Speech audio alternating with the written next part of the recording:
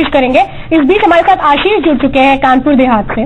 आशीष, कानपुर देहात वो जगह है, 3 सीटें यहाँ पर, हमेशा नाम को लेकर सियासत यहाँ पर हुई है। रमाबाई नगर हो जाता है सत्ता में, अगर एक सरकार आती है दूसरी सरकार बदल करके उसका नाम कुछ और रख देती है। फिलहाल तो चलिए कानपुर देहात है। इन चीजों के बीच में क्योंकि वहां पर एक कास्ट इक्वेशन भी बड़ी महत्वपूर्ण रोल हमेशा अदा करती रही है, इन चीजों से लोग बाहर निकल पाए हैं। उनके लिए विकास मुद्दा है, पार्टी मुद्दा है, चेहरा मुद्दा है, क्या है इस बार?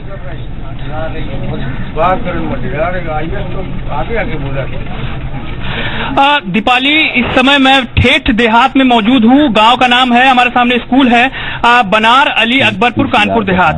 हमारे पीछे आप महिलाएं देख सकती हैं, बिल्कुल ठेठ देहात, बिल्कुल देहाती इलाका है ये, जहां पर इंडिया 24x7 पहुंचा है। इस पोलिंग स्टेशन पर आप देख सकते हैं कि महिलाएं बच्चों के साथ आई हैं, व्हील चेयर में आई हैं। और ये जो इलाका पूरा है, यहाँ पर आपको बता दें कि पिछले 15 सालों से बीजेपी, विधानसभा चुनाव की बात करें तो बीजेपी यहाँ पर करीब करीब साफ रही है।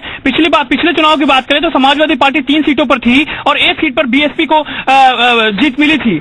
आपको इस इलाके के बारे में थोड़ा सा मैं बता दूं, ये इलाका जो है 4 विधानसभा सीटें हैं, रसूलाबाद, सिकंदरा, अकबरपुर, रनिया और 1 सीट और है, तो 4 सीटें, भोगनीपुर 4 सीटें हैं इस इलाके में। लेकिन आपको बता दें 4 विधायकों के साथ यहाँ पर 4 सांसद भी हैं, क्योंकि ये चारों सीटें अलग अलग इलाका पूरा है। ये इलाका योगेंद्र वो क्या एक भारी पड़ते हुए नजर आ रहे हैं, क्योंकि कास्ट इक्वेशन जबरदस्त है, दोनों ही एक ही बिरादरी के हैं, एक दूसरे के वोट काटने की पूरी क्षमता रखने की कोशिश हुई है। जी 2000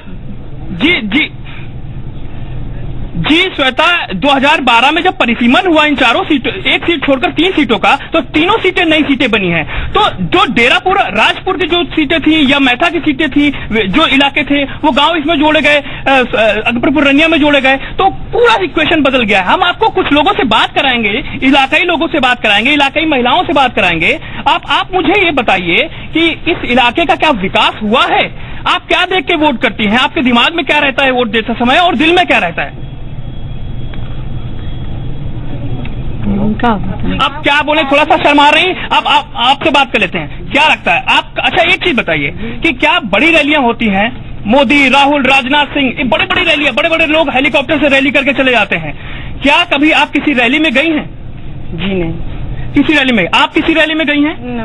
आप किसी रैली में गई हैं? आप किसी रैली में? तो ये, अच्छा, आप देखती क्या है वोट देने से पहले? अपने इलाकाई कैंडिडेट को देखती हैं या समस्याओं को देखती हैं या फिर बड़े नेता जो टीवी पर आते हैं उनको देखकर वोट करती हैं? जी नहीं, अपने इलाकाई वालों को, जिनसे हमको सहारा है, जिनसे आपको सहारा। आप क्या देखते हैं? आशीष, मैं आपको दोबारा रुक करूंगी, कई लोग ऐसे हैं विचक भी गए हैं बोलने में। अच्छा वासेंद्र जी, एक चीज देखने को मिलती है, जो भी वोटर्स हैं, जहां हम जितने लोगों से भी बात कर रहे हैं अपने रिपोर्टर्स से, ये कहीं कि जो दरअसल वोटर्स बहुत क्लेवर हो चुके हैं। वो अब एक जो पहले एक आकलन हो जाया करता था, लोग अपने मन की बात भी कह देते थे, अब वो समझते हैं कि कहाँ हमें अपनी चीजें रखनी है और कहाँ कहनी है। वो जानते हैं कि किस तरह से वो भी नाप तौल करके बोले। ये कहीं कि यही सारी चीजें होती हैं कि एक क्लियर मेजॉरिटी किसी को मिल जाती है, वो भी चाहते हैं जो भी आए सरकार में सीधे आए, हम काम करने का मौका दें। कहीं कि ये एक अवेयरनेस है, लोगों की समझ है राजनीतिक। श्वेता, भारत का लोकतंत्र इसीलिए दुनिया में सबसे ज्यादा चर्चित माना जाता है कि